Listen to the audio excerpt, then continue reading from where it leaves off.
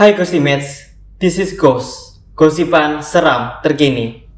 Gue Nori akan membawakan informasi mengenai hal-hal seram untuk Ghostimates semua. Hari ini gue gak sendirian. Gue ditemani oleh seorang tamu spesial untuk episode spesial kali ini. Kenalin, ini tamu kita. Hai Ghostimates, gue Ai, umur 19 tahun. Dan selama periode gue SD sampai gue SMK, gue bisa melihat hal-hal supernatural. Nah, Ghostimates, kita semua sudah tahu kan siapa tamu spesial kita kali ini. Maka langsung saja kita kupas tuntas tentang Indigo hari ini. By the way kak, tadi kakak bilang bisa merasakan kehadiran mereka. Tapi sebenarnya hantu itu beneran ada nggak? Dan kakak ini apakah beneran Indigo? Oke, mungkin buat Indigo itu kata yang salah ya. Soalnya saya belum bisa berkomunikasi sama mereka. Berarti kakak bisa melihat hantu waktu di masa-masa lalu ya. Dan kalau kakak pernah lihat hantu, wujud yang paling serem kakak lihat itu gimana sih wujudnya? Buat yang paling seram itu adalah kuntilanak mungkin. Perawangannya itu perempuan, rambutnya agak gimbal, beracak-acakan ya.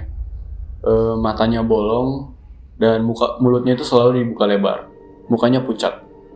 Untuk sekarang ini apakah ada hantu di sekitar kita? Gue sekarang udah kehilangan kemampuan itu ya. Jadi gue masih kurang yakin juga sebenarnya. Tapi yang dari gue tahu, kalau kita membahas tentang hantu itu, mereka suka mendengarkan cerita tentang kaumnya sendiri.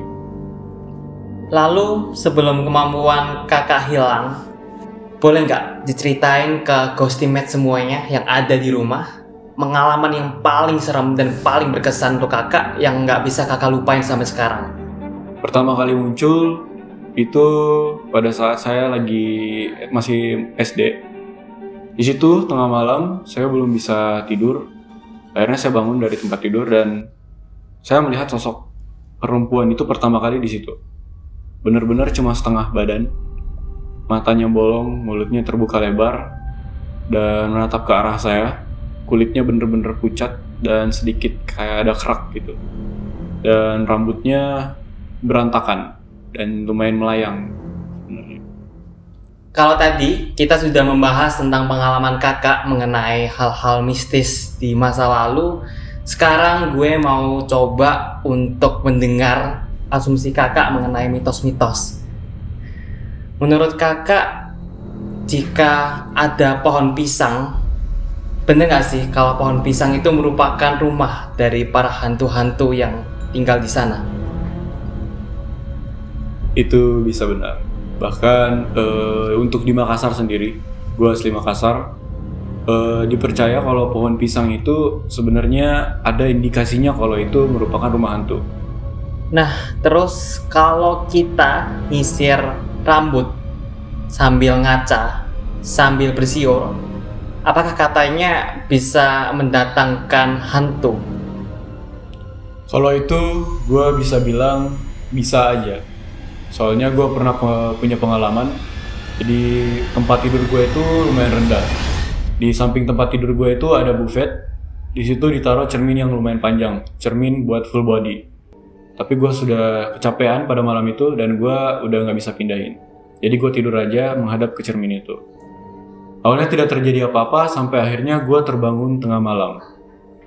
Gue melihat ada satu wujud wanita yang bangun dari belakang gue.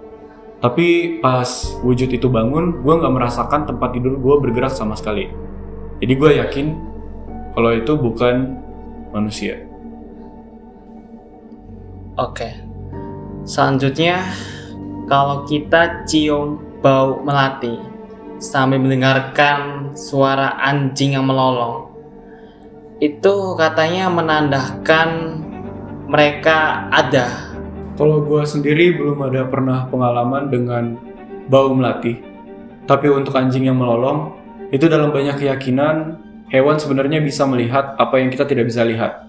Jadi selain indera penciuman mereka juga kuat, indera penglihatan mereka juga bisa melihat apa yang mata kita secara telanjang tidak bisa lihat.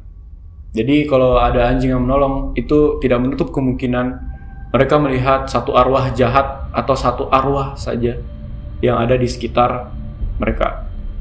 Ini Kak, gue dengar-dengar nih, kalau kita pergi ke Ancol, katanya banyak kecelakaan yang terjadi di sana karena si manis jembatan Ancol.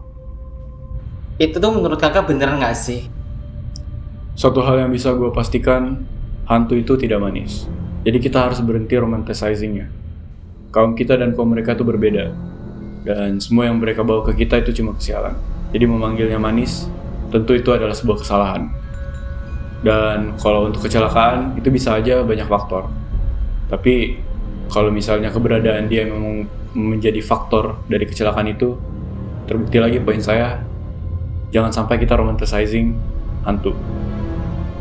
Oke, baik. Kalau kita pergi ke terowongan yang katanya adalah terowongan yang serem, namanya terowongan Casablanca. Dan saking seremnya, kita harus klakson 3 kali kalau lewat sana. Itu apa emang beneran banyak di sana? Kalau menurut gue, hal-hal ritual seperti itu sebenarnya kita sedang dibodohi oleh hantu. Mengikuti klakson 3 kali itu sangat tidak masuk akal. Oke, kalau kita pergi ke arah puncak nih, kita melihat Menara Saida. Dan katanya di Menara Saida itu merupakan sarangnya para hantu-hantu tinggal di sana.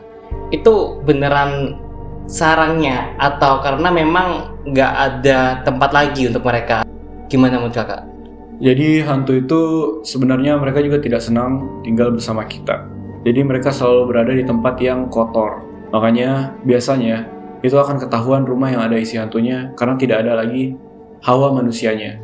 Sekarang bisa sampaikan pesan kakak terakhir untuk Ghostimates yang nonton di luar sana. Pesan gue buat Ghostimates, mereka benar-benar ada. Dan kalian jangan takut, karena kasta kita berada di atas mereka. Mereka nggak akan bisa ganggu kalian kalau kalian lebih berani dari mereka. Tentunya buat Ghostimates yang masih punya agama, agar selalu berdoa dan meminta perlindungan. Oh ya, bagaimana menurut Ghostimates? Tulis pendapat kalian di kolom komentar di bawah. Sayang banget kita sudah di penghujung episode Ghost kali ini. Tetap pantengin Ghost supaya kalian mendapatkan tambahan informasi seputar gosipan seram terkini. Jangan lupa like, subscribe, dan share video ini ke teman-teman semuanya. Ghost always around.